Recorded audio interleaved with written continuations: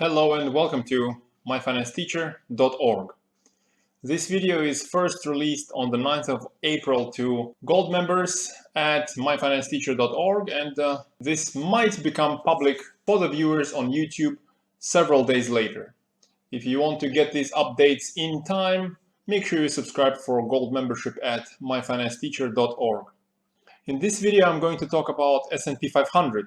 We're currently having a nice bounce in S&P 500. Since the recent low at the end of March, S&P 500 has already gained around 25%.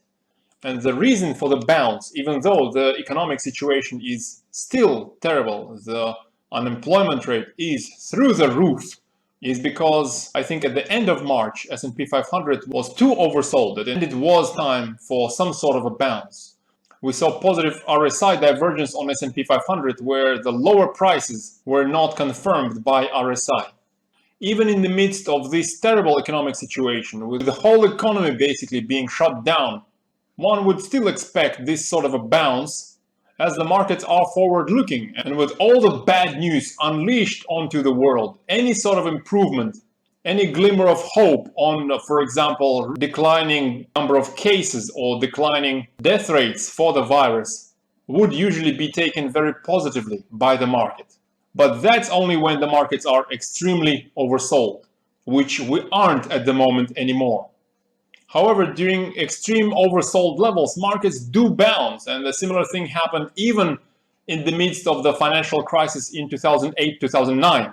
This is the end of 2008, that's where the bulk of the severe crash actually took place. Just after the most severe crash, we see that markets regained over 38%, with 38 being one of the common Fibonacci retracement numbers.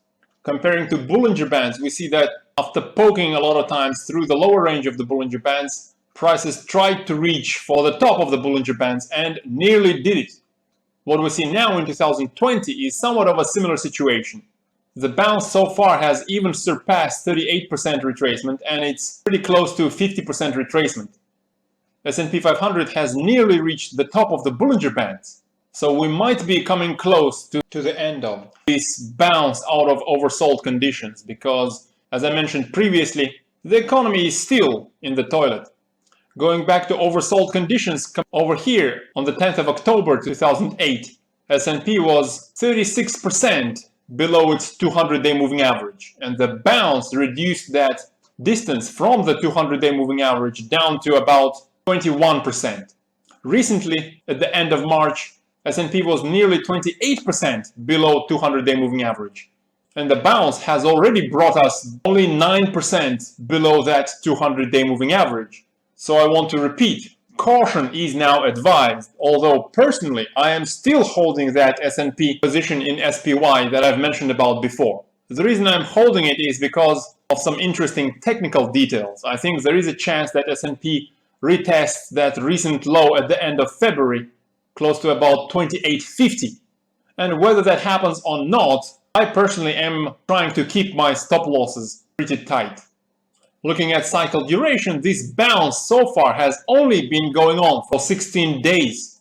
It is still pretty early, even for a short-term cycle, which usually lasts for a couple of months. Although we might see a left-translated cycle which might top pretty soon, say at about 2850, before it rolls over sometime into late spring, early summer. Going back to 2008, that first short-term cycle after the most severe drop was also left translated, and actually it was a relatively short one lasting for only 42 days.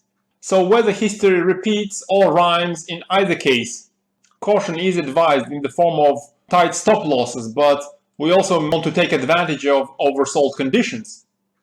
Next, let's have a quick look at gold. I don't see much concern with gold at the moment.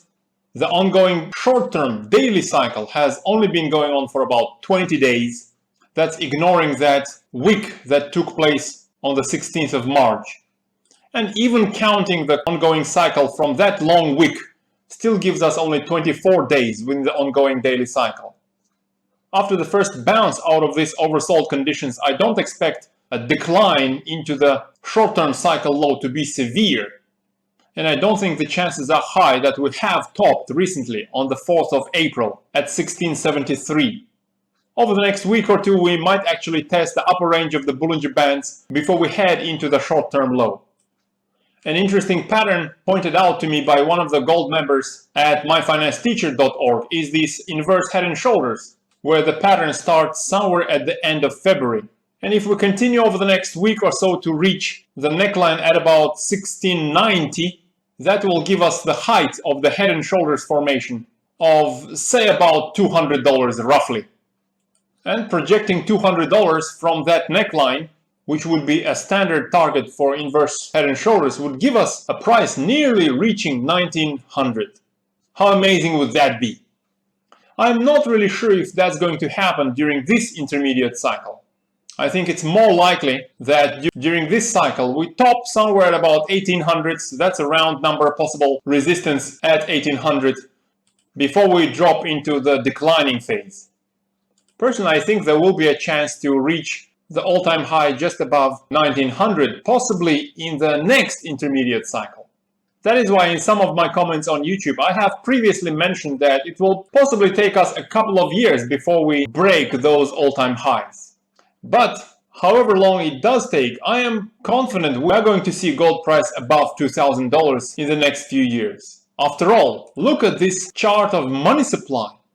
A relatively steady growth in 2019, and then all in 1 month of March, money supply increases by around 4%, and that's in 1 month. That's why I think it's important to allocate some of your capital to hard assets such as gold, silver, and Bitcoin. I know sometimes it's scary to do that with highly volatile assets, especially such as Bitcoin, but try to remind yourself sometimes of this huge spike in money supply.